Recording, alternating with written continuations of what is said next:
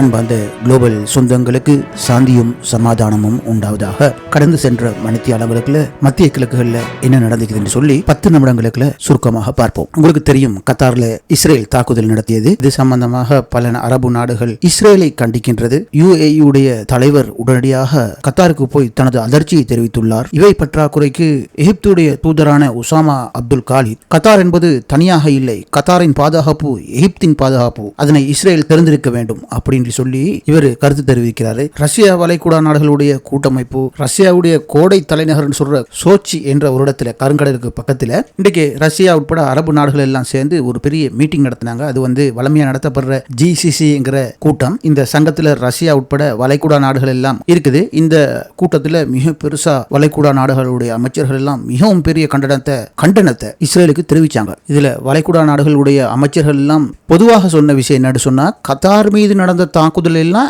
எங்கள் ஒவ்வொரு நாடுகள் மீது நடத்தப்பட்ட தாக்குதல். ஆகவே நாங்கள் இந்த இஸ்ரேலை வன்மையாக கண்டிக்கிறோம் அப்படி இவங்க சொல்லிக்கிறாங்க. சுருக்கமா சொன்னா சகோதரர்களே, கேட்கிறவர்கள் கேனையானா எரும மாடு ஏரோப்ளேன் ஓடுமாம். அது போலதான் இந்த வளைகுடா நாடுகளுடைய வார்த்தைகளும் நடத்தைகளும். சல்மான் என்ன சொன்னா தெரியுமா, நான் எனது முழு பலத்தோட நான் கத்தாருக்கு பின்னால இருப்பேன் அப்படின்னு அவரு வேறையா சொன்ன கருத்துகள் நான் கேட்கும் போது நிச்சயமா உங்களுக்கு வெறுப்பும் சிரிப்பும் தான் வரும். இதெல்லாம் செய்திகள் என்று சொல்லக்கூடாது, இருந்தாலும் இப்படியெல்லாம் என்ன மாதிரி டிராமா ஆடுறானுகள் என்று சொல்றதுக்காகத்தான் இந்த செய்தியை நான் சொல்ல வேண்டி வந்தது. இந்த சம்பவத்துல, அதாவது கத்தார் தாக்குதல்ல அமெரிக்கா போடுற நாடகத்தை இன்னும் எமது சமூகங்கள் செய்தியா பேசிக் கொண்டிருக்குது. இதுல பகிடி என்னன்னு சொன்னா, இஸ்ரேல் கத்தார் மீது நடந்த தாக்குதல அமெரிக்கா ஜனாதிபதிட்ட முறைப்பாடு வச்சுக்கிறாங்க. ஒருத்தன் திருடினான்னு சொன்னா திருடன தலைவன்ட்ட போய் முறைப்பாடு செஞ்சா எப்படி இருக்கும்? அதுதான் இப்ப இந்த மத்திய கிழக்குல நடந்து கொண்டிருக்குது. இன்னும் கொஞ்ச நாள்ல பாருங்க, America Israel, America Qatar, America Saudi Arabia எல்லாம் சேர்ந்து மகாநாடும் கூத்தாட்டமும் சர்வதேச உறவு வலுப்படுத்தல் என்று சொல்லி ஊடகங்கள்ல வெளிவரும். இதுதான் இந்த அரபு வளைகுடா நாடுகளுடைய பெரும்பான்மையான நாடுகளுடைய நிலைப்பாடு. இந்த வகையில ஈரானுடைய தேசிய பாதுகாப்பு தலைவர் இந்த வளைகுடா நாடுகளுக்கு ஒரு முக்கியமான ஒரு விஷயம் சொல்லிக்கிறார். பாலஸ்தீன யுத்தத்தை தான் உங்களால தடுக்க முடியல, குறைந்தபட்சம் காசாவுல பசியோடு வாழ்ற முஸ்லிம்களுக்கு நீங்க எல்லாம் என்ன செஞ்சுக்கிறீங்க, என்ன நடவடிக்கை எடுத்துக்கிறீங்க?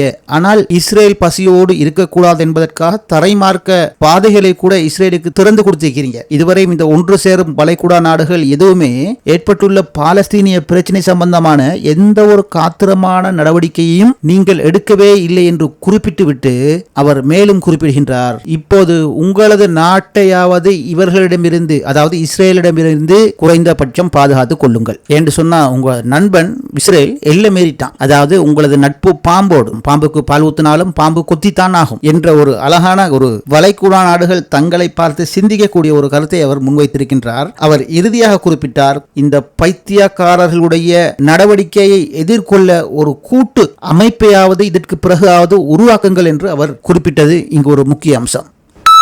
அடுத்த செய்தியாக, யமன் தேசத்தின் யமன் கதை. யமனுடைய ராணுவ பேஸ்களை நாங்கள் அழிக்க போறோம் என்று சொல்லி இஸ்ரேல் போய் ராணுவ தளங்கள் மீது குண்டு போடாம பொதுமக்கள் மீது குண்டு போட்டுவிட்டு ஓடி வந்த கதை. அதிலையும் ஒரு விமானத்தை இழந்துவிட்டு போன சம்பவத்தையும் நான் இதற்கு முன்னால உள்ள காணொலியில பேசியுள்ளேன். இந்த வகையில யமன் ஹூதிகள் அறிவித்திருந்தார்கள், ராணுவ தளத்தை நோக்கி தாக்குதல் நடத்துறதுங்கிறது வேறு, அதற்கு பதிலாக பொதுமக்கள் மீது, அதாவது காசாவுல போல யமன் தேசத்தில் உள்ள பொதுமக்கள் மீது மிக திட்டமா தாக்குதல் நடத்துறது. அதாவது ஒரு இலக்கு தாக்கு ராணுவ இலக்கு தாக்கப்படுற நேரத்தில் பொதுமக்கள் சாகிறதுங்கிறது வேறு. ஆனால் பொதுமக்கள் வாழ்ற சந்தைகள், குடியிருப்புகள் மீது குண்டுகள் வீசுவது என்பது அது யுத்தம் அல்ல, அது அக்கிரமம். நிச்சயம் இதற்கு பதில் வரும் என்று அன்று ஹூதிகள், அதாவது நேற்றைய முன்தினம் குறிப்பிட்டிருந்தார்கள். குறிப்பிட்டது போலவே என்ன நடந்துச்சு தெரியுமா? அதாவது டெல் அவீவை நோக்கி ஏவப்பட்ட யமனுடைய ஏவுகணை, யமன் ஏவுகணை டெல் அவீவுக்கு வந்துக்குது. அதுவும் எப்படி தெரியுமா? வலம மாறி உயரமான தூரத்துல வராம சிறிய உயரத்துல வேகமா பாஞ்சு வந்துக்குது. உடனே அங்க இருந்த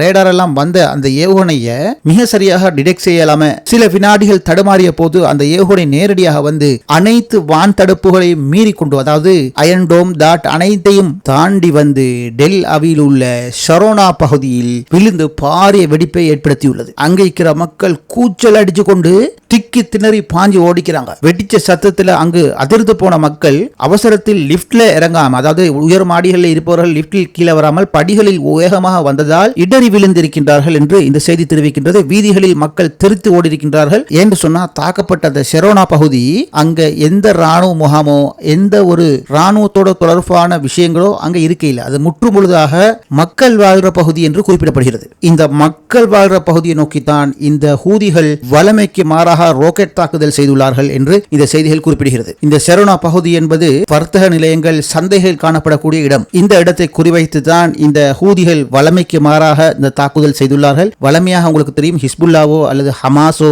அல்லது ஈரானோ தாக்குதல் நடத்தினார்கள். ஆனால் ராணுவ இலக்குகளை தாக்குதல் நடத்தும் போது அவர்கள் முன் அறிவித்தல் செய்வதில்லை. ஆனால் ஈரான் இஸ்ரேல் யுத்தம் நடக்கும் போது பல செய்திகளில் பார்த்திருக்கின்றேன், பொதுமக்கள் இருக்கிற பகுதியை தாக்குதல் நடத்துவதற்கு முன்பு இந்த இடத்தில் தாக்குதல் நடத்த போகின்றோம் என்று சில மணித்தியாலங்களுக்கு முன்பு இஸ்ரேல் மக்களுக்கு தகவல் அனுப்பப்பட்ட பின்னரே தாக்குதல் சம்பவங்கள் நடந்துள்ளது. ஆனால் இன்று ஹூதிகள் நடத்திய ஷெரோனா பகுதி தாக்குதல் மக்கள் சந்தைகள் நிறைந்த பகுதி என்று இங்கு செய்திகள் கிடைக்கின்றது. அவர்களை பொறுத்தவரையில் பழிக்கு பழி என்பதுதான் அவர்களுடைய கொள்கை. நீங்கள் ராணுவ தளத்தை தாக்காமல் சனாவில் உள்ள பொதுமக்கள் வாழும் பகுதிகளை நோக்கி உங்களது விமானங்கள் குண்டு வீசியது, நாங்களும் உங்களை மாதிரியே தான் அப்படின்னு சொல்ற மாதிரி தான் இந்த ஷெரோனா பகுதி தாக்குதல் இடம்பெற்றுள்ளதாக செய்திகள் குறிப்பிடுகின்றது. சகோதரர்களே, ஒன்று தெரிந்து கொள்ளுங்கள், இந்த நடக்கிற யுத்தத்தில் ஹமாஸோ யாரோ பொதுமக்களை கூடுதலா இலக்கு வைக்கிற இல்லை. ஆனால் முழுக்க இந்த இஸ்ரேல் பொதுமக்களை மையமாக கொண்டு தான் தாக்குதலை காசாவில் செஞ்சு வாரதை உலகம் முழுக்க அறிந்த கதை. ஆனால் இப்போது இந்த தாக்குதல் பொதுமக்களை மையமாக கொண்டு பழித்திருக்கப்பட்டிருப்பதால் இனி இஸ்ரேலிய மக்கள் 1க்கு 3 முறை இந்த ஹூதிகளை பற்றி யோசிக்க வேண்டி வரும் என்பது தான் உண்மை.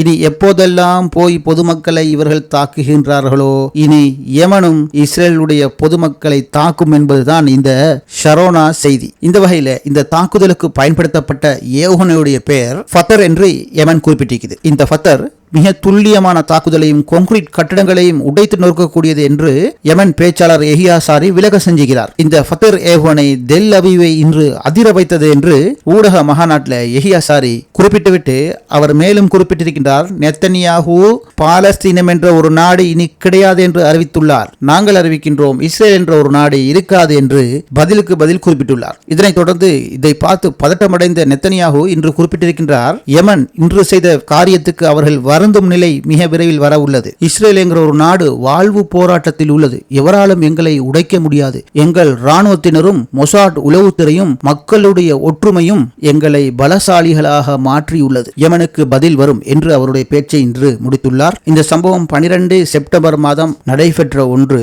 அதனை அடுத்து 13ஆம் தேதி டெல் அவையுடைய மைய பகுதியில் மிகப்பெரிய வெடிப்பு நடந்தது. இந்த மைய பகுதியில் ஒரு 6 மாடி கட்டிடம் இருந்திருக்கிறது. நேரடியாக அந்த கட்டிடத்தின் மீது யமனுடைய ராக்கெட் விழுந்த உடனே அந்த கட்டிடம் முழுமையாக டேமேஜ் ஆகல, ஆனா அந்த கட்டிடம் முழுமையாக தீப்பற்றி விட்டதாம். இவ்வகையான ஒரு தாக்குதலை இன்று யமன் ஹூதிகள் செய்துள்ளார்கள். இந்த வகையில் எஹியா சாரி குறிப்பிடுகிறார், இதற்கு நாங்க பலஸ்டீன் 2 என்கிற ஏவுகணையை பயன்படுத்தி தான் இந்த தாக்குதலை நடத்தினோம். கட்டிடம் முழுமையாக தீப்பிடித்து எரிந்தது. உள்ளே உள்ளவர்கள் என்ன ஆனார்கள் என்று இன்னும் செய்தி வெளிவரவில்லை.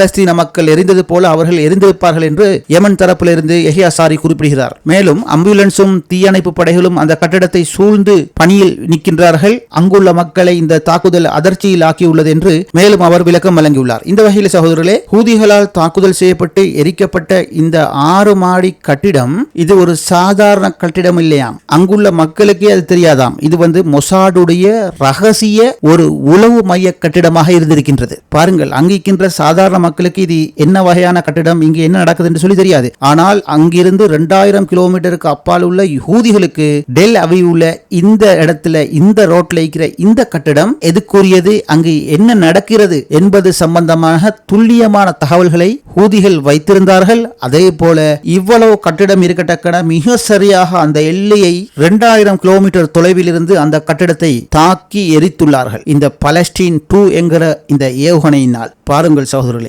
எவ்வளவு துல்லியமாக இந்த நடவடிக்கை மேற்கொள்ளப்பட்டிருக்கின்றது. இதுல இன்னொரு கேள்வி இருக்கின்றது, எங்கே உங்களது வான் பாதுகாப்பு மையங்கள்? அயன் டோம், அமெரிக்கா தந்த தாட், இதெல்லாம் எங்கப்பா? அதை பற்றி பேச்சே கிடையாது. இந்த வகையில் இந்த தாக்குதலை பற்றி பார்லமெண்ட் கட்டிடத்தில் மீட்டிங் நடந்துக்கிட்டு, அந்த மீட்டிங்ல எதிர்க்கட்சி அரசியல்வாதிகள் எல்லாம் இஸ்ரேல் கவர்மெண்ட திட்டி தீர்த்ததாக, அதாவது இந்த அரசாங்கம் நாட்டுடைய பாதுகாப்பை பலவீனமாக்கி கேள்விக்குறியாக்கி வச்சு கொண்டிருக்கிறது என்று நெசட்ல இன்று வாக்குவாதம் செய்ததாகவும் இந்த செய்திகள் மேலும் குறிப்பிடுகின்றது. இவ்வாறான தாக்குதலால் தற்போது இஸ்ரேல் பீதியில், அதாவது இஸ்ரேல் மக்கள் பயத்தில் காணப்படுவதாக செய்திகள் தெரிவிக்கின்றது. அதுபோல் ஹமாஸ் இயக்கமும் இந்த தாக்குதலுக்கு பாராட்டு தெரிவித்ததாக இந்த செய்தி மேலும் குறிப்பிடுகின்றது. அதாவது ஹமாஸ் குறிப்பிட்டிருக்கிறாங்களாம், இனி யமனுடைய ராக்கெட்டுகள் இனி இஸ்ரேலுக்கு மிகப்பெரிய எச்சரிக்கை என்று ஹமாஸ் இஸ்ரேலுக்கு அறிவித்ததாக, அதாவது எச்சரிக்கை செய்ததாக இந்த செய்தி குறிப்பிடுகின்றது. இறுதியாக இது பற்றி குறிப்பிட்ட யஹ்யா சாரி, யமன் தேசம் இருக்கும் வரையும் எங்கள் ஆதரவு பாலஸ்தீனத்துக்கு இருந்து கொண்டே இருக்கும் என்று தனது உரையை நிறைவு செய்துள்ளார். சரி நேயர்களே, அடுத்த மிக முக்கியமான செய்திகளோடு மறுபடியும் உங்களை சந்திக்கின்றேன். இது